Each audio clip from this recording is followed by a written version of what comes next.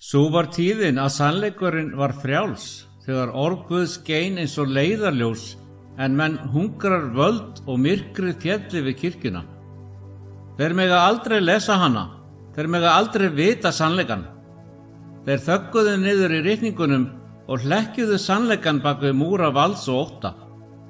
Leitaðu visku, sonur minn, leitaðu sannleika Guðs, sama hvað það kostar. Á tímum þöggunar myndi einn maður rísa upp. Orð Guðs er ofar konungum, ofar páfum, ofar öllum mönnum. Hann er hættulegur. Ef fólk uppgötvar sannleikann, töpum við öllu. Þú ætlar nú að brenna gæs, en eftir öld muntu hafa svan, sem þú getur hvorki steikt né soðið. Þeir héldu að þeir getu þagga niður í honum, þeir héldu að þeir getu bundið enda á sannleikann. Myndið þú standa staðfastur jafnvel þótt að kostaði þig allt? Kirkjan sem eitt sem var leiðarljós sannleikans var orðin að virki blekkinga, ljós Guðs orðs hafði verið deyft, falið á bak við þykkt tjöld hefðar, helgisíða og hjátrúar. Fólkinu sem eitt sem var frjálst að lesa og skilja ritningarnar var nú sagt að það gæti aðeins nálgast Guð með milligöngu presta. Orð Krists voru hlekkjuð, læst inni á tungumáli sem þau skildu ekki. Það var sagt vera vilji himmisins, en samt var það ákvörðun manna. Á 9. öld hafði fagnaðarerindi skotið rótum í bæheimi. Biblían hafði verið þýdd á tungumál fólksins og tilbeiðslan hafði verið einföld og hjartnæm. En eftir því sem völd páfadóms jókst hungur þess í stjórn. Róm lýsti því yfir að tilbeiðsla ætti ekki lengur að fara fram á almennri tungu. Páfatilskipun var gefin út sem bannaði opinbera tilbeiðslu á bóhemísku tungumáli. Úrskurðurinn var endanlegur. Tilbeiðsla Guðs verður að vera á óþekktu tungu og að ögra því var að ögra kirkjunni sjálfri. Margt illt og villu trú hefur sprottið af því að ekki er farið eftir þessari reglu, lýsti páfi yfir. Hugsaðu þetta. Ef Biblían átti að vera hulin, hvers vegna sagði Kristur, þér rannsakið ritningarnar því í þeim hyggist þér eiga eilíft líf, og það eru þær sem vitna mig. Hvers vegna ætti orð Guðs gefið til að færa heiminum ljós að vera sveipað leyndardómi? En Róm var ákveðin. Ef fólki skildi ekki bænirnar, predikanirnar eða ritningarnar, ætti það ekki annars kosta völ en að treysta á prestastéttina. Fáfræði, ekki sannleikur, var í leiðarvísi þeirra. Samt hafði himinin þegar búið leið. Þegar dyr sannleikans voru læstar af höndum manna, reisti Guð upp trúföst vitni sem báru ljósið í leinum. Valdensar og albygensar sem voru eltir og ofsóttir vegna trúar sinnar, flúðu til bæheims og höfðu með sér hinnar hreinu kenningar Krists. Þeir gátu ekki predikað opinskátt, en þeir unnu í skugganum, afrautuðu ritningarnar í höndunum, hvísluðu hljóðlega og kendu á huldum stöðum. Starf þeirra varðveitti trúna, miðlaði henni frá kynslóð til kynslóðar, jafnvel þegar Róm reyndi að þurrka hana út. En það voru þeir sem vildu ekki þegja. Á undan hús höfðu aðrir í bæheimi talað gegn spillingu kirkjunar. Þeir stóðu á götum úti og lýstu yfir syndum prestastéttarinnar. Þeir hrópuðu gegn afláti, gegn græðgi, gegn þungum byrðum sem lagðar voru á fólkið. Orð þeirra breytust út eins og eldur, hrærðu hjörtu og vöktu spurningar sem kirkjan vildi ekki svara. Hvernig brást Róm við? Með ofsóknum, með hótunum, með dauða. Þeir sem voguðu sér að tala voru veiddir, fundir þeirra reknir út í skóga og fjöll. Hermenn voru sendir á eftir þeim. Sumir voru teknir og brendir, aðrir flúðu, földu sig í hellum og tilbáðu í myrkri næturinnar. En jafnvel á meðan þeir þjáðust, héldu þeir fast í loforðum að ekki væri hægt að þagga niður í sannleikanum að eilífu. Og þá var spádómur sagður. Einn þessara trúföstu trúaðra, þar sem hann stóð við þröskuld dauðans, sagði sannfærandi: reiði óvinna sannleikans sigrar nú á okkur, en hún mun ekki vara að eilífu. En mun rísa úr almúganum án sverðs eða valds og gegn honum munu þeir ekki geta sigrað. Þetta var spádómur sem myndi ekki rætast fyrr en eftir mörg ár, en þegar voru hjól sögunar farin að snúast. Langt frá hinum mikilfenglegu dómkirkjum í valdamiklum hæðum Rómar var ungur drengur að alast upp í fábrotnu þorpi. Hann var engin prins, engin aðalsmaður, engin stríðsmaður. Hann hafði engan auð, engin völd, ekkert frábært ættarnafn. Hann var bara venjulegt barn, munaðarleysingi, samt hafði hann verið útvalinn í forgörðum himinsins. John Huss fæddist inn í einfaldasta heimili, ekki alinn upp í sölum konunga, heldur í hljóðlátri baráttu fátækra. Hendur föður hans sem voru þreyttar af vinnu myndu aldrei lifa til að sjá örlög sonar síns. Dauðinn sótti hans snemma og lét eiginkonu hans eina eftir til að ala drenginn upp. Hún átti ekkert silfur til að gefa og ekkert land að gefa, en samt átti hún eitthvað miklu stærra. Hinn óhagganlega sannfæring að þekking og trú væru ómælanleg auðæfi. Hús ólst upp við að horfa á móður sína ganga í trú, konu sem setti traust sitt á hið ósýnilega frekar en það sem þessa heims er. Hún kenndi honum að viska væri fjársjóður þess virði að leita, að ótti drottins væri upp af þekkingar. Og svo dreymdi hana að veita syni sínu menntun, þó að leiðin þangað virtist ómöguleg. Svo kom ferðin til Prag. Hinn mikla borg reis fyrir framan þau, turnar hennar teygðu sig til himins, göturnar iðandi af kaupmönnum og fræðimönnum, betlurum og aðalsmönnum. Háskólinn var staður lærdóms og tækifæra, og fyrir hús var hann eitthvað meira, það var von. En hvernig gat fátækur ekki sonur sem átti enga mynt stigið inn í heim fræðimanna og guðfræðinga? En móður hans vissi eitthvað meira en auð. Hún þekkti þann sem opnaði dyr sem engin maður gat lokað. Þegar þau komu að hliðum borgarinnar gerði hún eitthvað einfalt, eitthvað kraftmikið. Hún kraup við hlið sonar síns og baðst fyrir. Hún ákallaði Guð himinsins, sama Guð að hafði leitt Jósef úr fangilsi til Hallar, sem hafði reist Davíð upp af hirðakri í hásæti. Hún bað að sonur hennar mætti finna náð, að viskan yrði hans hlutskipti, að hönd himinsins myndi leiða líf hans. Hefði hún getað vitað hve vel þessi bæn yrði svarað. John Huss steig inn í háskólann sem góðgerðarfræðingur. Hann hafði engan auð fram að færa, ekkert ættarnafn til að veita honum álit. En það sem hann hafði var eitthvað mun sjaldgæfara. Óseðjandi hungur í þekkingu og persónur sem dró aðra að honum. Hann lærði að kostgæfni, hugur hans skarpur, hjarta hans staðfast. Og heimurinn tók eftir því. Hann var ekki bara nemandi, hann var rísandi stjarna. Prófessorar töluðu snilld hans, hæfileika hans til að átta sig á flóknum hugmyndum með auðveldum hætti. Samnemendur dáðust að aga hans, auðmýkt og óbilandi tilgangi. Hann sóttist ekki eftir auði, hann sóttist ekki eftir völdum, hann sóttist eftir þekkingu. En uppgangur hans var ekki aðeins fræðilegur, hann bjó yfir einhverju sem ekki var hægt að kenna í fyrirlestrarsali, blíður andi, góðvild sem vann hjörtu.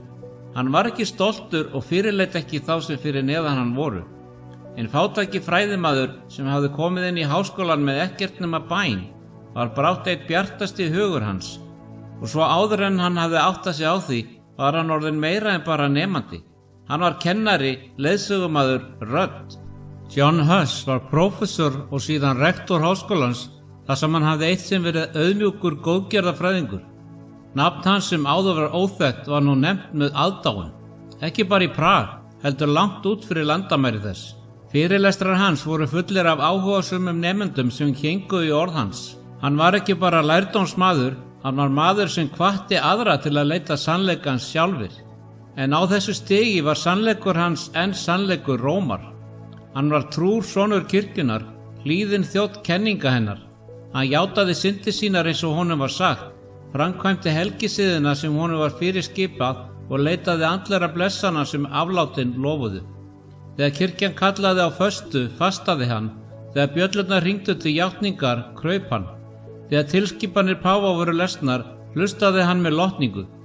Á einum tímapunkti, þegar kirkjan tilkynnti fagnaðar hátíð, sérstaka náða tíma þar sem full aflausnar veitt þeim sem færðu nauðsynlega fórnir, tæmdi hús litlar tekjur sínar til að kaupa fyrirheitna blessanir.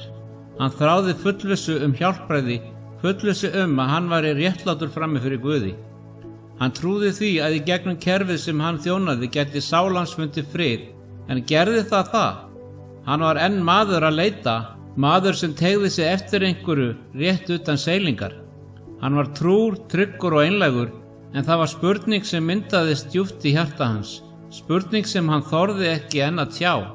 Var þetta sannarlega vegur Krists? Hann vissi það ekki þá, en vegurinn sem hann gekk myndi leiða hann langt frá kirkjunni sem hann elskaði, langt frá kerfinu sem hann hefði helgað sig.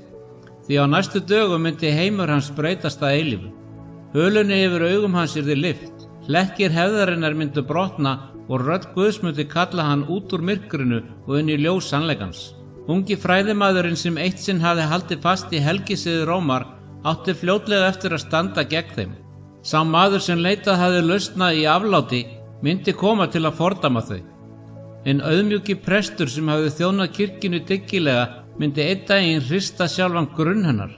En ekki ennþá, því nú var hann enn maður Rómar, enn krjúpandi frammi fyrir ölduru hefðarinnar, enn að reyna að ávinna sér náðina sem Guð hafði þegar boðið frjálslega. Tíminn var ekki enn kominn fyrir hann að sjá, en hann var að koma, og þegar hann gerði það yrði heimurinn aldrei samur. Sá dagur var runnin upp að þröngar, rigguar götur Prag gátu ekki lengur hamið vaxandi óráa í hjarta John Huss. Í mörg ár hafði hann verið trúr þjónn Rómar, fylgt helgisiðum hennar, lögum og kenningum, en innst inni hófust hljóðlátar efasemdir. Var þetta sannarlega vegur Guðs? Var þetta kirkjan sem Kristur hafði stofnað? Gat hið mikla ríkulega kerfi umhverfis hann verið það sama og Kristur hafði þjónað að auðmýkt? Þetta var spurning sem ekki margir myndu þora að spyrja. En Huss var öðruvísi. Kannski var þetta hóvart upp af hans, stöðug bæn móður hans eða sannleiksþorsti sem honum hafði verið innrætt frá barnæsku. Hver sem ástæðan var, þá var hann engin venjulegu maður og Guð hafði áætlun fyrir hann sem myndi hrista undirstöður kirkjunar. En það var ekki fyrir en einfaldur atburður gerðist að hús myndi sannarlega byrja að sjá ljósið. Jerome, bóhemsku maður sem hafði ferðast til Englands, sneri aftur með fjársjóð sem átti eftir að breyta gangi sögunar. Hann hafði með sér rit John Wycliffe, rit sem voguði sér að ögra sjálfri uppbyggingu rómversku kirkjunar. Wycliffe, fræðimaður í Oxford sem þegar var farin að kalla eftir umbótum, hafði dregið í efa nauðsyn þess að kirkjan hefði slíkt vald yfir fólkinu. Hann hafði þýtt Biblíuna á ensku svo að allir, ekki bara prestarnir, getur lesið og skilið orð Guðs. Þetta var byltingakennt og það var hættulegt, það var ljósið sem braust í gegnum myrkrið. Þegar Jerome kom aftur gat hann varla hamið eftirvæntingu sína. Hann vissi að þessi skrif voru ekki bara orð á blaði, þau voru lykillinn að frelsi. Þau voru neistið sem gat kveikt eld siðbótarinnar. Og svo af ákafa deildi hann þeim með hús sem var jafn hugfangin. Í fyrsta sinn las hús orð sem endurómuðu dýpstu hluta sálar hans. Skrif Wycliffes véfengdu einmitt kenningarnar sem hús hafði varið árum saman í að halda á lofti. Þeir drógu í efa þörfina á valdi páfa, sölu á aflátsbréfum og þungu hlekkjunum sem Róm hafði sett á fólkið. Á þeim augnablikum var hús fyrir einhverju djúpstæðu, krafti orð Guðs, ósíjað og óbundið. Biblían, bókin sem kirkjan hafði sett utan seilingar almúans, var enn á ný orðin bók fyrir alla. Hús laðaðist að því, ekki aðeins sem fræðimaður heldur sem sannleiksleitandi. Hann fann eitthvað breytast innra með sér, eitthvað sem hann gat ekki lengur hunsað. Kenningar kirkjunar, sem svo lengi höfðu verið samþykktar án efa, virtust nú vera byggðar á sandi. Hann gat ekki lengur staðið hjá og látið eins og hann hefði ekki séð spurningarnar í grunninum. En jafnvel þegar hjarta hans var hrært, vissi hann hvað það kostaði. Ekki var auðvelt að ögra valdi Rómar. Kirkjan hafði þakkað niður í þeim sem töluðu gegn henni aldir. Hús var ekki blindur á hættuna, en hann gat ekki snúið sér undan. Á þessum tíma varð Englandsdrottning Bóhems prinsessa ólíklegur bandamaður í þessu máli. Hún hafði snúist í kenninga Wycliffe og fyrir áhrif hennar fóru skrif enska siðbótarmannsins að breiðast út bæheim. Stöðningur konungsins veitti hreyfingunni einskonar lögmæti. Það var eins og sannleikurinn væri ekki lengur eitthvað sem hvísla var í földum hornum. Það var að koma fram í dagsljósið, jafnvel í sölum valdsins. Hvernig gat hús þagað þegar svo voldug, guðrækin kona hafði stutt þessar hugmyndir? Hvernig gat hann neitað því ef svo stund var í komin þegar jafnvel drottningin með öllu sínum áhrifum gat ekki haldið aftur á straumi umbóta? Hjarta hans, hrært að skrifum Wycliffe og stuðningi þeirra sem voru í æðstu stöðum, branna samfæringu að tími var í komin til breytinga. En Huss var ekki enn reiðubúinn að slíta sig að fullu frá Róm. Hann var enn kaþólskur í hjarta sínu, enn prestur, enn þjónn kerfisins sem hann var farinn að efast Hann hélt fast í þá hugmynd að ef til vill væri til leið til að endurbæta kirkjuna, færa hana aftur til sín sanna hlutverks. Leiðin framundan var óljós og Huss var ekki enn tilbúinn að skilja eftir allt sem hann hafði þekkt. En fræinu hafði verið sáð. Ljós sannleikans var komið inn í hjarta hans og það var ekki auðvelt að slökkva það. Hann las orð Wyclifs af vaxandi ákefð. Með hverri blaðsíðu hurfu lögin af blekkingum og hann sá kirkjuna í nýju ljósi. Kerfið sem hann hafði þjónað virtist nú eins og fangelsi, virkið sem hélt fólkinu í myrkri. Og hús, þótt hann væri enn trúr kirkjunni, fann hann að hlekkir fáfræðinnar voru að slitna. Gat hann staðið hjá og hort á þegar sannleikurinn var þaggaður niður? Gat hann verið í skugganum á meðan ljós ritningarinnar huldist á veggjum kirkjunar? Spurningin hvíldi þungt á hjarta hans og þegar hann glímdi við þessa nýfundnu þekkingu stóð Huss á krossgötum. Skrif Wyclifs hefðu vakið eitthvað djúpt innra með honum, hungur í sannleikann sem ekki var hægt að hunsa. En hvað myndi hann gera við það? Myndi hann stíga fram í trú og hætta öllu fyrir málstað sannleikans eða myndi hann hörfa inn í öryggi samræmisins? Þegar hann íhugaði þessar spurningar komst hann að því að svörin voru ekki einföld. Vegurinn framundan var ekki vegur sem hann gat gengið án hugrekkis. En eitthvað í hjarta hans vissi að það var ekki lengur valkostur að þegja. Sannleikur orð Guðs hafði vakið eld innra með honum og hann gat ekki, hann vildi ekki sleppa honum. Á því augnabliki steg John Huss út í hið óþekkta. Þó hann væri enn ekki meðvitaður allan kostnaðinn af því sem framundan var hann ekki lengur sá maður sem fyrst hafði lesið rit Wyclifs. Umbreytingin var hafin og kraftur ritningarinnar myndi leiða hann inn á veg sem myndi hrista heiminn. Gæti kirkjan haldið áfram að þagga niður í sannleikanum? Gætu hlekkir fáfræðinnar haldið fólkinu föngnum að eilífu? Huss þótti það fjarstæða. Hann vissi að ljós yrði að skína í myrkrinu og að rjúfa þyrfti hlekki fáfræðinnar. Tíminn var kominn til umbóta og Huss var tilbúinn að svara kallinu. Loftið í Prag var þykkt af eftirvæntingu. Hvíslum umbætur var farið að breiðast út, borið eins og glóð í vindi og augu allra bendust á einu manni, John Huss. Hann hafði risið upp frá hóværu upphafi, stundan nám í fínustu lærdómssölum og stóð nú á krossgötum sögunar. En Huss sóttist ekki eftir völdum eða áliti, hann leitaði sannleikans og sá sannleikur hafði leitt hann á stað sem var ólíkur öllum öðrum í borginni miklu. Kapellan í Betlehem. Þessi kapella var ekki mikilfengleg eins og hinnar háu dómkirkjur í Róm. Það ljómaði ekki að gulli eða hrósaði sér af auði kirkjunar. Nei, dýr þennan lá í einhverju miklu stærra. Það var staður þar sem orð Guðs var predikað á tungumáli fólksins. Það var athvarf fyrir þá sem þráðu að heyra fagnaðarerindið með orðum sem þeir gátu skilið. Ekki á dauðu tungumáli latínu sem var orðið að vegg milli þeirra og frelsara þeirra. Þegar Huss var skipaður predikari var það meira en bara ný ábyrgð. Það var köllun, guðleg ráðstöfun og með hverri predikun tók hann þá köllun alvarlega. Hann stóð ekki í ræðustólum til að sefa eyrun eða smjaðara fyrir valdhöfum. Hann stóð til að boða sannleikann og sannleikurinn hafði alltaf kostnað í för með sér. Viku eftir viku safnaðist fólki saman í litlu kapellunni ákaft eftir hverju orði sem féll af vörum hans. Þeir komu ekki til að heyra innantómar hefðir eða líflausa helgisíði. Þeir komu vegna þess að kannski var í fyrsta sinn Biblían opnuð fyrir þeim.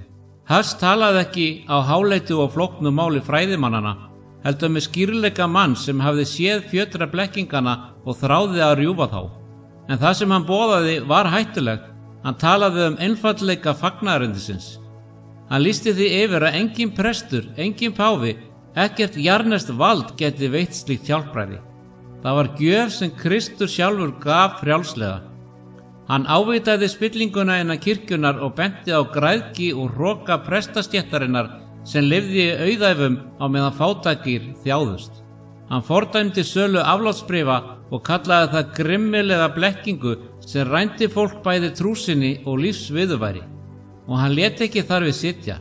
Huss hóf Biblíuna upp sem æðsta vald yfir páfa, yfir kirkjuþing, yfir konunga.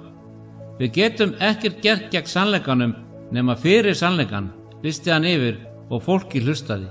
Hjörtu þeirra brunnu innra með þeim þegar þeir heyrðu orð Krists sem voru leyst úr greipum manna. En meðan fólki fagnaði, sátu hinnir valdamiklu. Klerkarnir sem eitt sinn hefðu litið á hús sem efnilegan fræðimann, litu nú á hann sem ógn. Orð hans spreyttust út Prag eins og eldur í sinu og kveiktu samræður á mörkuðum, á heimilum og jafnvel við konunglegu hirðina. Hversu lengi gat kirkjan þolað mann sem vogaði sér að afhjúpa hræsni hennar? Þá gerðist eitthvað sem ekki var hægt að hunsa. 2 ókunnugir menn komu til Prag frá Englandi, menn sem höfðu séð ljós fagnaðarerindisins og voru staðráðnir í að miðla því. Þeir komu ekki með sverð eða her, þeir hrópuðu ekki á götum úti eða réðust inn í kirkjurnar. Þess í stað máluðu þeir 2 myndir. Sú fyrri sýndi Krist auðmjúkan og hóvaran koma inn í Jerúsalem á asna. Lærisveinar hans við hlið hans rykkuga á ferðalagi, klæði þeirra slitin. Önnur sýndi páfan sitjandi á glæsilegum hesti klæddum gullklæðum. Skartgripa kóróna á höfði hans, lúðrar fyrir framan hann, kardínálar og prestar í töfrandi klæðum á eftir. Þetta var predikun án orða. Fólki safnaði saman og starði á myndirnar. Hugur þeirra fyllir út skilaboðin. Hér var Kristur hinn sanni hirðir og þarna var páfinn meintur þjónn hans, en andstæðan var óumdeilanleg. Maðurinn sem sagði standa í stað Krists lifði í munaði, en frelsarinn hafði gengið meðal fátækra. Borgin iðaði af umræðum, myndirnar höfðu hitt á taug. Enginn gat afneitað sannleika þeirra. Huss sjálfur var djúpt snortinn. Hann var þegar farinn að efast eðli valds Rómar, en þetta var augnablik skýrleika. Hvernig gat slík stofnun, svo rík, svo prýdd og svo heltekin af valdi, nokkurn tímann haldið því fram að hún var í fulltrúi Krists sem hefði engan stað til að hvíla höfuð sitt. Yfirvöld sóuðu engan tíma, listamennirnir voru fljótt þaggaði niður og verk þeirra fordæmt. En myndin stóð eftir, brenndin í huga fólksins. Fyrir Huss var þetta vendipunktur. Hann sá nú betur en nokkru sinni fyrr dýpt blekkingarinnar og með því að átta sig á því var predikun hans djarfari. Hann talaði gegn stolti kirkjuleiðtogana, valdaþrá þeirra, brotthvarfi þeirra frá auðmýkt Krists. Bakslagið var snöggt. Sögusagnir fóru á kreik gegn honum. Hann var sakaður villutrú. Klerkarnir kröfðust þess að hann yrði stöðvaður. Þeir hvísluðu í eyru hinna voldugu og vöruðu þá við því að hús væri að hvetja til uppreisnar. Að orð hans myndu leiða hörmungar yfir borgina. En Huss lét ekki staðar numið. Hvernig gat hann það? Hvernig gat hann þagað þegar hann hefði séð sannleikann svo skýrt? Orðritningarinnar ómuðu í eyrum hans. Kalla þú að megni og draga ekki af. Hef upp röst þína sem lúður og kunngjör líf mínu misgjör þeirra. Hann vissi hvað var að koma. Hann vissi að Róm myndi ekki þola rödd sem efaðist vald hennar. Hann vissi að sama kirkjan hafið þaggað niður í öðrum og undan honum myndi brátt snúa fullri reiði sinni gegn honum. En Huss var ekki lengur hræddur. Kapellan í Betlehem var orðin meira en tilbeiðslustaður. Hún var nú vígvöllur sannleikans, en Huss var tilbúinn til bardaga. Stormurinn var byrjaður. Hvíslið hafði breyst í hótanir, andstaðan í opið stríð. Róm hafði fylgst á lengi með John Huss og nú myndi hún ekki þola hann lengur. Orðið sem hann mælti í kapellinni í Betlehem höfðu hitt taug, ekki aðeins meðal spilltra klerka heldur í hjarta páfavaldsins.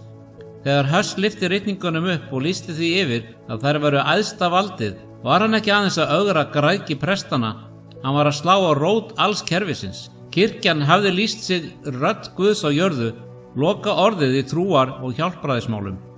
En Huss var farinn að spyrja spurningarinnar sem Róm gat ekki leyft. Hvað ef kirkjan hefur rangt fyrir sér? Svarið við þeirri spurningu gæti sundra mátt þeirra. Og svo þeir brugðust hratt við. Stefnan kom frá Róm. Huss var skipað að mæta fyrir páfa til að mæta fyrir dóm fyrir orð sín. Hann vissi hvað þetta þýddi. Þetta var engin beðni umræðu, engin sanngjörn málsmeðferð. Þetta var gildra. Að fara til Rómar var að ganga inn í hendur óvina sinna, að gefast upp fyrir dómi þeirra á nokkurar vonar undankomu. Bæheims aðalmenn skildu þetta líka. Þeir vissu að ef hús kæmist inn í sali Rómar, kæmi hann ekki aftur og því báðu þeir páfan og kröfðust þess að hann fengi að verja sig í eiginlandi. Konungur og drottning, háskólinn og aðalsmenn sendu allir bréf fyrir hans hönd, en beiðnir þeirra voru hundsaðar. Huss hafði tekið ákvörðun sína, hann myndi ekki fara. Viðbrögð Róma voru skjót og miskunnarlaus. Prag var sett í bann. Fólki vaknaði við þögn. Kirkjudyrnar voru lokaðar, engar bjöllur hringdu, engar guðþjónustur voru haldnar. Brúðkaup gátu ekki farið fram innan vígðra veggja. Hinni látnu, neitaðum kristna greftrun, var varpað í ómertar grafir, fjölskyldur þeirra grátandi við jaðar akrana. Þungi bannsins var yfirþyrmandi. Það var vopn óttans, refsing ekki bara fyrir Huss, heldur fyrir alla borgina. Skilaboðin voru skýr. Þar til þessi villutrúa maður væri gefin upp yrði Prag áfram undir bölvun. Fólki snerist gegn Huss.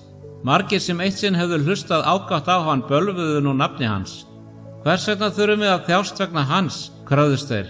Hvers vegna ættu okkar dauðir að liggja óblessaðir í moldinni vegna þrjósku eins manns? Þrýstingurinn var óbærilegur. Til að hlífa fólkinu tók Huss þá sársaukafullu ákvörðun að yfirgefa Prag. En ef óvinir hans héldu að þetta myndi þagga niður í honum, höfðu þeir vanmetið einbeitni hans.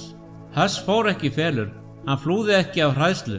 Þess í stað flutti hann boðskap sinn til þorpanna, til opinna akra, til almúan sem hafði enga rödd, engan auð, engin völd. Hann predikaði fyrir mannfjöldarnir sem aldrei hefði farið inn í hinar miklu dómkirkjur borgarinnar, bændum og verkamönnum, þeim sem Róm hafiði hunsað og þeir hlustuðu. Þarna undir berum himni var orguð sporið fram í sinni tærustu mynd. Ekki vafinn pompi og prakt, ekki ímynd af helgisíðum, heldur eins og Kristur hafði kennt það. Huss talaði hjálpræði, náð, frelsari sem krafðist ekki gulls eða hlýðni við menn, heldur trúar.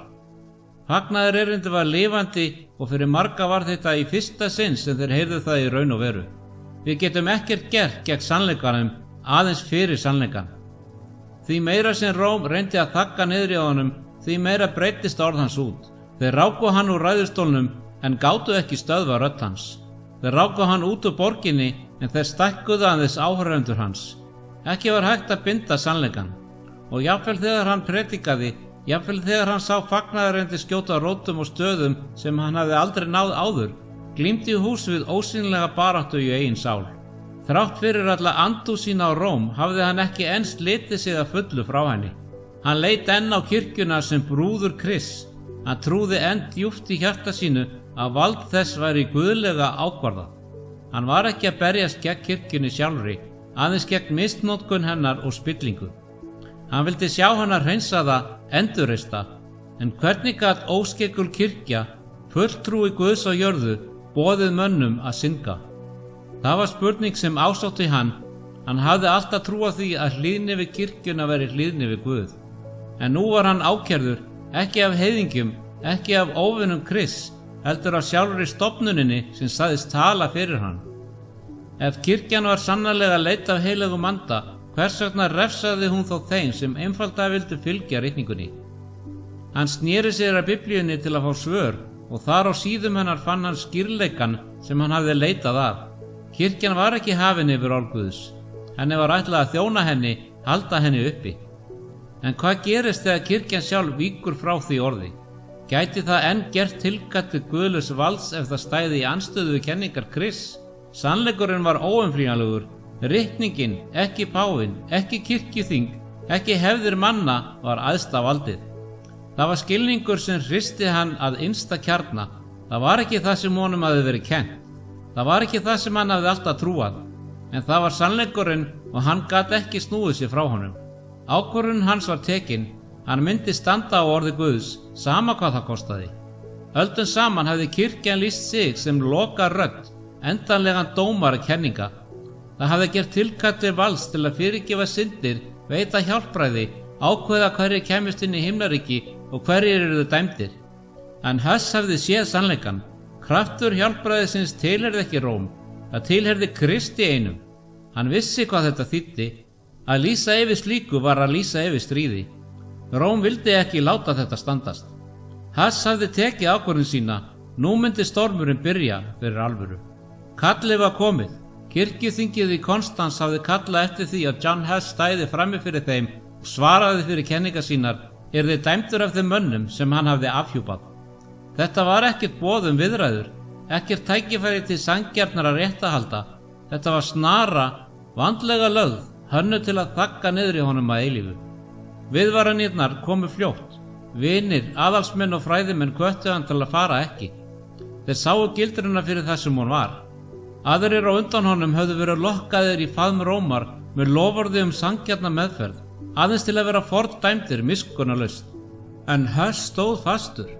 Ég ákvað að fúsum og frjálsum vilja að koma fyrir þetta ráð undir opinberri vernd og trú keisarans sem hér er viðstaddur, lýsti hann yfir. Fyrir Huss var ekkert val. Hann vildi ekki flýja, hann vildi ekki fela sig. Málstaður hans var réttlátur og hann myndi standa frammi fyrir ráðinu, ekki í andstöðu heldur í sannleika. Hann hafði engan her, engan auð, enga öfluga bandamenn sem gátu bjargað honum ef hlutirnir snerust gegn honum. En hann átti eitthvað stærra, trú á Guð réttlætisins. Ef orð hans voru sönn, lát þá reyna á þau. Ef þær voru rangar, þá skulum við hrekja þær. En hann yrði ekki þaggaður niður af ótta. Keisarinn hafði sjálfur gefið orð sitt. Hús yrði tryggt öryggi. Ábyrgð keisara var ekki smáræði. Það var fullvissa valdamesta höfðingja landsins, innsigli sem ekki var hægt að rjúfa án vanvirðingar. En var hægt að treysta fyrirheitum manna þegar hersveitir Rómar voru að verki. Leiðin til Konstans var löng og Hús ferðaðist með þunga örlagana á herðum sér. Hann vissi að hann var að ganga í átt að hættu, að óvinir hans höfðu þegar fordæmt hann í hjörtum sínum, en samt hikaði andi hans ekki. Hann skrifaði bréf til vina sinna á ferðalagi sínu, orð ekki full af ótta, heldur trausti á vilja Guðs. Bræður mínir, ég fer með öryggi frá konungi til móts við hinna fjölmörgu og dauðlegu óvini mína. Ég treysti algjörlega hinnum almáttuga Guði, frelsara mínum. Ég treysti því að hann hlusti á brennandi bænir ykkar, að hann muni blása hygni sinni og visku í munn mér, svo ég megi standast þær og hann veiti mér heilagan anda sinn til að styrkja mig í sannleika sínum, svo ég megi mæta með hugrekki, freistingum, fangelsi og ef nauðsyn krefur grimmilegum dauða. Hann bjóst ekki við góðvild, hann bjóst ekki við sanngirni, en hann bjóst við að Guð væri með honum. Þegar hann kom til Konstans var loftið þykkt af krafti. Borgin flæddi yfir af embættismönnum kirkjunnar, aðalsmönnum og prestum af æðstu stigum. Allstaðar var hvíslað, sumir komu til að sjá réttlætinu fullnægt, aðrir höfðu komið einfaldlega til að horfa á mann dæmdan. Og samt fékk hann frelsi í fyrstu. Hann gekk Konstans sem réttlátur maður, fullvissaður lofur keisarans. En sú fullvissa myndi ekki endast. Innan nokkura vikna komu svikin. Dag einn án viðvörunar var Hús handtekinn, tryggingin var hunsuð, loforðinu vernd var varpað til hliðar. Hann var dreginn göturnar og hent í diflissu. Þetta var ömurlegur staður, dimmur, rakur og fullur af óþverra. Loftið var þungt af fnyk af rottnum. Kaldir veggirnir þrýstuðu sér inn í kringum hann, rottur hlaup út í horn. Fjötrar hans grófu sér inn í hold hans, áminningum að hann væri nú upp á náð og miskun manna sem höfðu enga. Hræsnin í þessu öllu var yfirþyrmandi, því þetta var ekkert venjulegt ráð. Sjálfur páfinn sem hafði kallað þetta saman, í dag hann almennt flokkaði sem andpáfi frekar en lögmætur páfi, var sjálfur sekur svo viðbjóðslega glæpi að jafnvel Róm gat ekki verndað hann. Hann hafði lifað í ranglæti og látið undan syndum sem fengu jafnvel spilltustu menn til að roðna. Og samt hafði hann vogað sér að kalla þetta ráð saman í nafni hreinleika og réttlætis. Og nú var hann líka fordæmdur. Ráðið hafði snúist gegn honum, svipt hann titlinum og varpað honum niður í svívirðingu. Hann var sekur morð og hórdóm, synd svo mikla að jafnvel samkirkjuleiðtogar hans gátu ekki litið framhjá þeim. Og samt á meðan glæpir páfa fylltu blaðsíður var eini glæpur Hus að predika orð Guðs. Hvert var raunverulegt brot hans? Var það vegna þess að hann hafði afhjúpað spillingu kirkjunar, að hann hefði kallað fólk aftur til Biblíunar, að hann hafði vogað sér að segja að páfi geti verið fallvaltur, að ráð geti haft rangt fyrir sér? Ekki var hægt að hunsa kaldhænina. Ráðið sem hafði fordæmt páfa fyrir ílsku hans var sama ráðið að hafði fangilsað Hus fyrir að kalla út ílsku klerkastéttarinnar. Gæti kirkjan sannarlega haldið því fram að hún stæði fyrir réttlæti þegar hún refsaði manninu sem hafði talað sannleika, en snerist aðeins gegn páfanum þegar það hentaði? En Hus örvænti ekki, jafnvel í þjáningum sínum, því þó að hann væri í fjöturum var trú hans órofin. Þó að hann væri yfirgefinn af mönnum, vissi hann að hann var ekki yfirgefinn af Guði. Þar sem hann sat í myrkrun í fangilsi sínu, veikur af vondu loftinu, skjálfandi af rökum kulda, gat hann aðeins beðið. Hann bað ekki hefnd, hann bað ekki frelsun, hann bað styrk. Styrk til að standast, styrk til að halda fast í sannleikann, styrk til að vera trúfastur, hvað sem það kostar. Hann vissi að ráðið hafði þegar tekið ákvörðun sína. Hann vissi að engin rök, engin málflutningur, engin áfrýjun myndi breyta skoðun þeirra. Örlög hans voru innsigluð, en hann var ekki kominn til Konstans að bjarga sér. Hann var kominn til að bera vitni. Hann var kominn til að standa óhaggaður fyrir sannleika orðs Guðs og brátt myndi allur heimurinn hlýða á vitnisburð hans. Hurðin á klefa Huss brakaði upp. Flöktandi kyndiljósið varpaði skuggum meðfram rökum veggjunum og lýsti upp veikburða manneskju sem hafði eytt mánuðum saman í hlekkjum. Loftið var þungt af rotnunalykt, sjálfur steinarnir rakir af eymd þeirra sem höfðu þjáðst þar á undan honum. Líkami hans sem eitt sinn var sterkur var orðinn veikburða og þreyttur af veikindum, hungri og þunga ánauðarinnar. En andi hans var órofinn. Verðirnir gáfu honum merki að standa á fætur. Tíminn var kominn. John Huss var leiddur ganga fangelsisins, fætur hans dregnir yfir kalt steingólfið. Fyrir utan iðaði borgin Konstans af lífi. Kaupmenn versluðu, börn léku sér á götum úti, prestar gengu í fínum skikki sínum, ósnortnir af þjáningum mannsins sem þeir höfðu dæmt. Fáir tóku eftir hlekkjaðri manneskjunni sem var leiddi gegnum bakhússundin, umkringd vopnuðum vörðum. Ráðsalurinn vofði framundan, fullur af valdamestu mönnum kirkjunar. Biskupar, kardínálar, prestar, þeir sátu í skarlatsrauðum gullklæðum sínum, svipurinn harðnaði af ákveðni. Keisarinn sjálfur var þar, sat við valdið, einmitt maðurinn sem hafði svarið hús örugga ferð.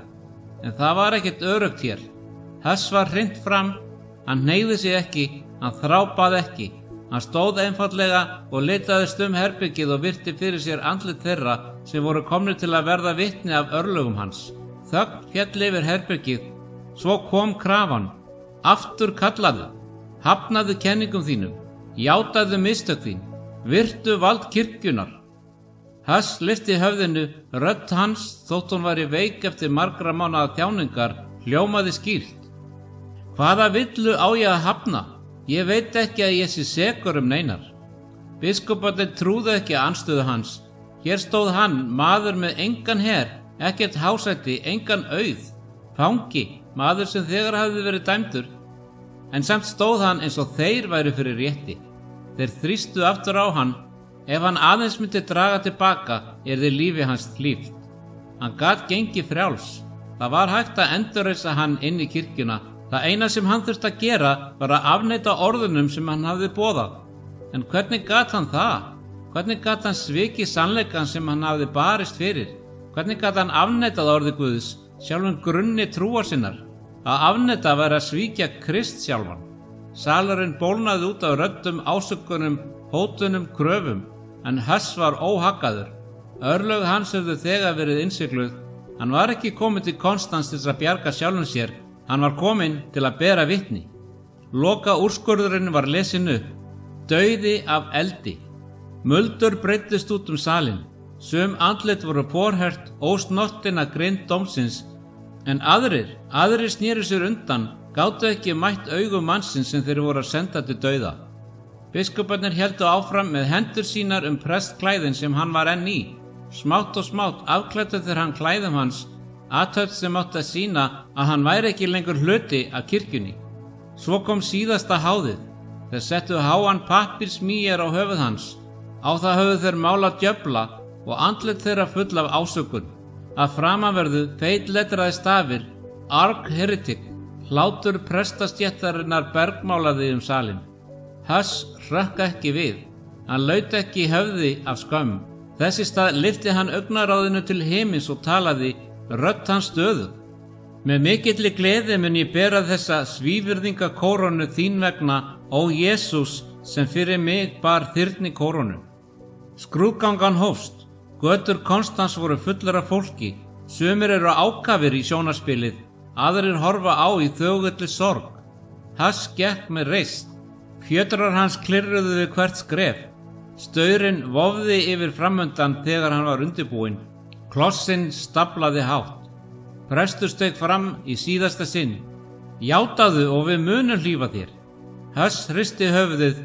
Ég kalla Guð til vitnis að allt sem ég hef skrifað og predikað hefur verið með það fyrir augum að bjarga sálum frá synd og glötun.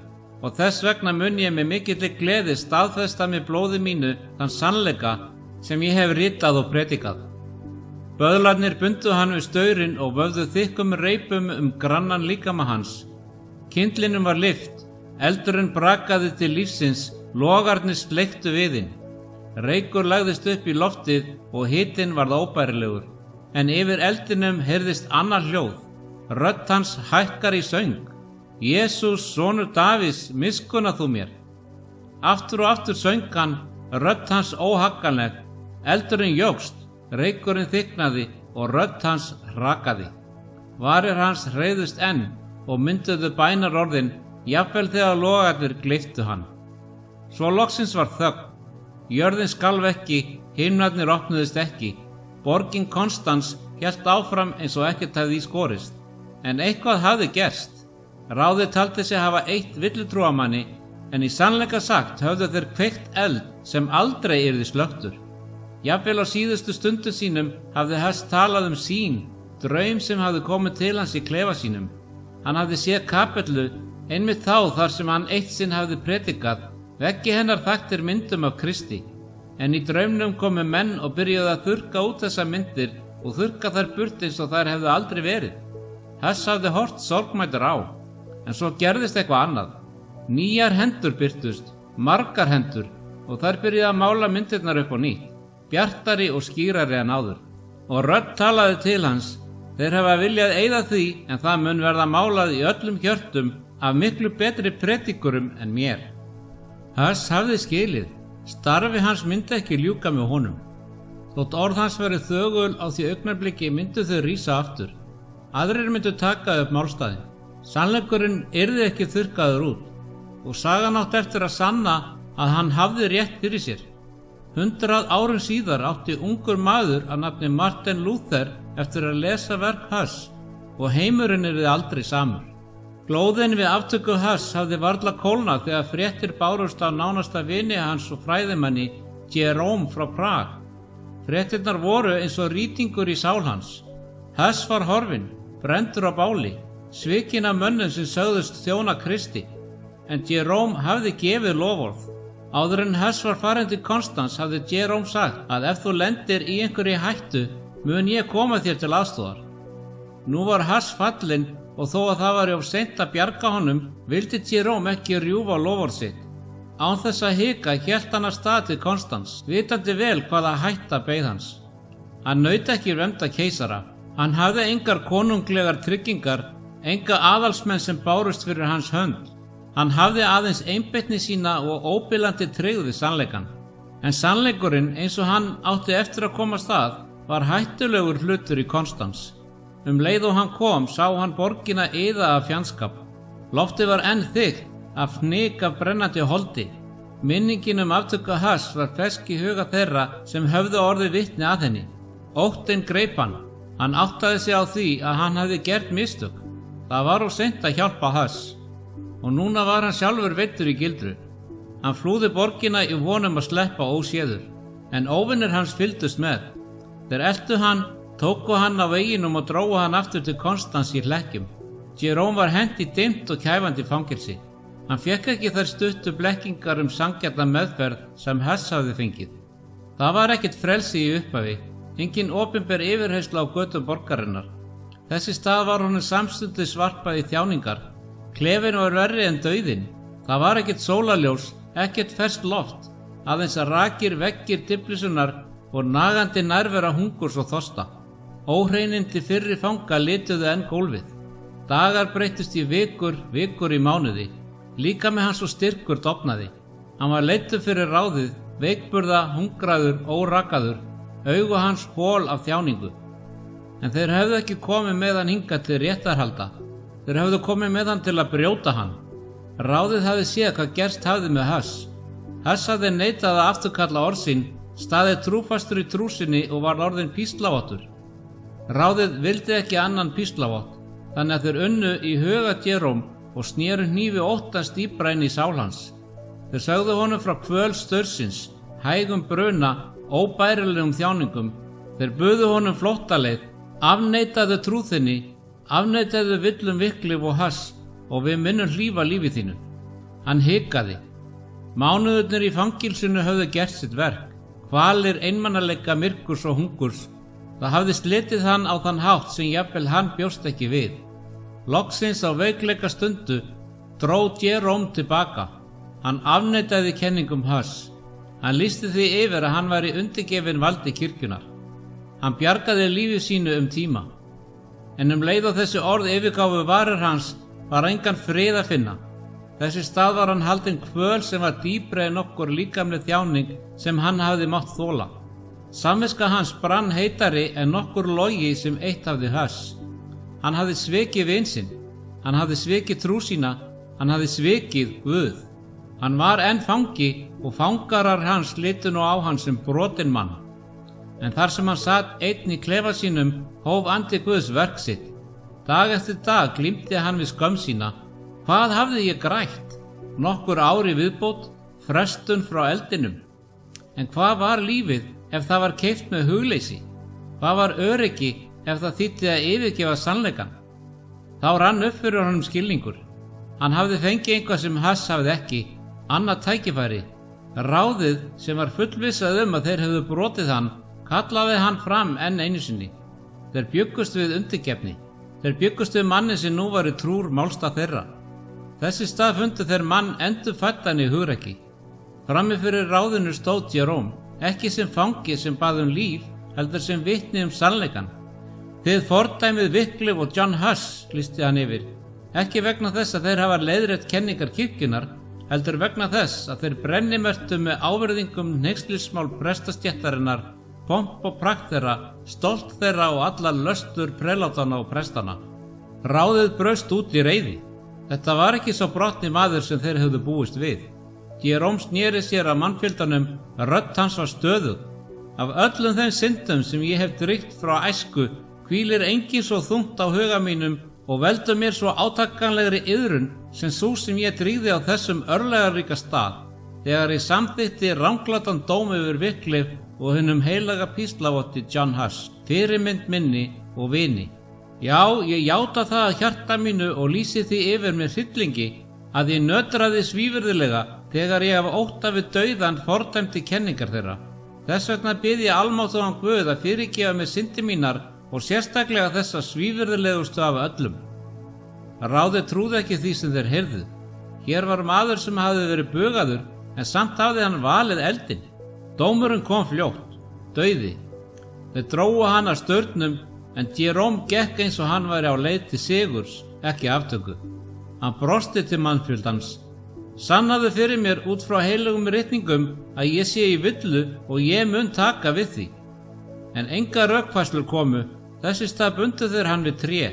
Komdu djarflega fram, sagði hann við böðulinn, berið eldinn fyrir framan andlit mitt. Hefði ég verið hræddur væri ég ekki hér. Eldurinn reis upp. Síðustu orð Jerome bergmáluðu gegn reykinn. Herra almáttugi faðir, miskunna þú mér og fyrirgef mér syndir mínar, því að þú veist að ég hef ætíð elskað sannleika þinn. Logarnir tóku hann en sannleikurinn dó ekki. Í bæheimi breyttust fréttirnar að dauða Huss og Jerome út eins og eldur í sinu. Fólkið sem eitt sem var tilbúið að þola stjórn Rómar brann nú af reiði. Huss og Jerome höfðu verið þeirra eigin, trúfastir bóhemar, menn sem höfðu aðeins leitast við að predika sannleikann og afhjúpa spillingu. Dauði þeirra gleymdist ekki. Bæheimur reis upp. Fólki knúið áfram á sorg og heift, neitaði að lúta yfirvaldi sem hafði myrt hetjur þeirra. Þeir höfnuðu stjórn Rómar og vopnuðu sig fyrir það sem koma skildi. Róm sendi heri sína, páfi lýsti yfir krossferðum gegn þeim og taldi að vald myndi bæla niður uppreisnina. En eitthvað kraftaverk gerðist. Aftur og aftur sigruðu húsítar, fáliðaðir, óþjálfaðir, án auðs að vopna páfahersins, volduga heri Rómar. Það var eins og himinin sjálfur hefði barist fyrir þeirra hönd. Stórþjóðir Evrópu helltu kröftum sínum í að eyðileggja hreyfinguna sem hófst með 2 mönnum sem einfaldlega höfðu sagt sannleikann. En þeir gátu ekki unnið. Loksins breytti Róm taktík. Ef þeir gætu ekki lagt bæheim undir sig með stríði, myndu þeir gera það með svikum. Með brögðum og fölskum loforðum sundraði kirkjan fólkinu hægt og rólega. Þeir teldu einni fylkingu gegn annarri, hvísluðu legum og buðu upp á málamilanir. Og á endanum voru það ekki sverð sem bundu enda á andspyrnuna, það var sundrung. En fræjunum hafði verið sáð. Huss og Jerome voru dánir en ekki málstaður þeirra. Öld síðar las þýskur munkur orð þeirra og eldurinn sem þeir höfðu kveikt logaði skærar en nokkru sinni fyrr. Eldurinn hafði eytt líkama þeirra en hann gat ekki snert sannleikann. Óvinir Huss og Jerome höfðu trúað því að dauði þeirra myndi leiða til þagnar, að raddir þeirra myndi dofna eins og reykur í vindi, en hið gagnstæða gerðist. Orð þeirra, trú, fórn, þetta varð að óslökkvandi eldi sem brann í hjörtum fólksins. Bæheimur var ekki samur eftir dauða þeirra. Landið sem eitt sinn hafði verið undir yfirráðum Rómar hrærðist nú af einhverju kröftugu, eitthvað óstöðvandi. Leifar voru eftir á víð og dreif en ekki sigraðar. Í þorpum og földum stöðum, í rólegum hornum bæheims, söfnuðust litlir hópar trúaðara saman. Þeir hittist á heimilum, í hlöðum, í skógum, hvar sem þeir gátu tilbeðið frjálslega. Þetta voru hinir saminuðu bræður, þeir sem neituðu að beygja sig fyrir Róm. Þeir sem báru kyndil sannleikans sem Huss og Jerome höfðu kveikt. Þeir höfðu engar glæsilegar dómkirkjur, engin pólitísk völd, enga heri, en þeir höfðu orð Guðs og það var nóg. Í mörg ár voru þeir eltir, ofsóttir og hraktir frá heimilin sínum. Róm sendi njósnara til að uppræta þá, prestar kölluðu þá villutrúamenn, reyndu að ná þeim aftur til undirgefni. En þeir vildu ekki gefast upp. Var þetta ekki háttur fólk Guðs í gegnum tíðina? Höfðu ekki frumkristni menn verið veiddir í katakompum Rómar? Hafði Elía ekki flúið út í eyðimörkina þegar Akab leitaði eftir lífi hans? Hafði Daníel ekki verið kastað fyrir ljónin fyrir að neita að gera málamiðlanir? Og nú fetuðu leifar bæheims í sömu fótspor. Trúað fólk sem lifði eftir orðum ritningarinnar, framar ber að hlýða Guði en mönnum. En sagan stendur ekki í stað. Tíminn leið áfram og með honum kom nafn sem átti eftir að hrista heiminn rétt eins og Huss hafði gert, Martin Luther. Öld eftir píslavátardauða Huss í klaustri í Þýskalandi glímdi ungur maður við sömu spurningar og höfðu brunnið í hjarta Huss. Hann hafði líka reynt að finna frið í helgisiðum kirkjunar, hafði beitt sig undir þunga afláts og játninga, leitaði réttlætis með verkum og eins og Huss fann hann aðeins tómleikan. Dag eitt þegar hann leitaði ritningunum sló orðið hann eins og þrumu fleygur. Hinn réttláti mun lifa fyrir trú.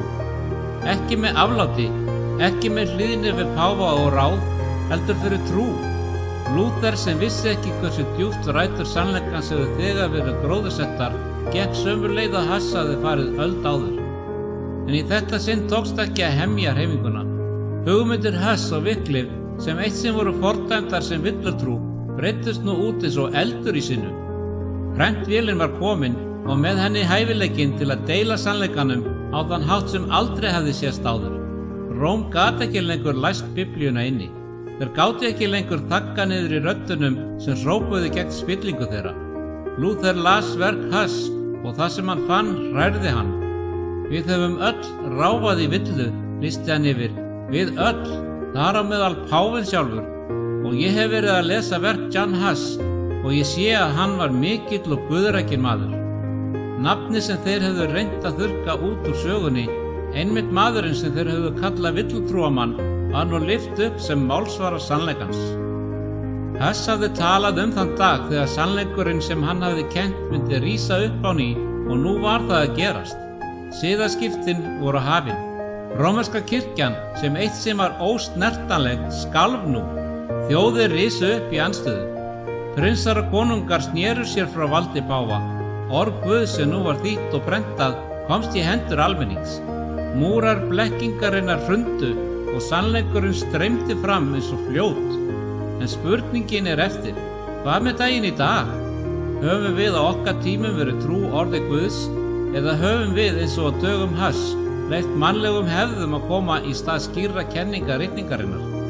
Leita við sannleikans hvað sem það kostar eins og Huss gerði, eða viljum við auðvelduleiðina, leið málamiðlunar, leið huggunar? Eldurinn sem brann Huss og Jerome var ætlað að eyðileggja boðskap þeirra, en í staðinn varð hann neisti sem kveikti mestur hreyfingu kirkjusögunar. Og nú er spurningin okkar, munum við standa fyrir sannleikann, sama hvað það kostar, eða munum við þegja og leyfa villu að ráða ríkjum eins og svo margir gerði á sínum tíma? Valið er fyrir framan okkur, rétt eins og það var fyrir þeim. Siðaskiptin snerust aldrei einn mann, Hún snerist meginreglu sem ekki er hægt að brenna, ekki er hægt að grafa og ekki er hægt að þurrka út. Því þó að siðbótarmaðurinn kunni að deyja, lifir sannleikurinn að eilífu.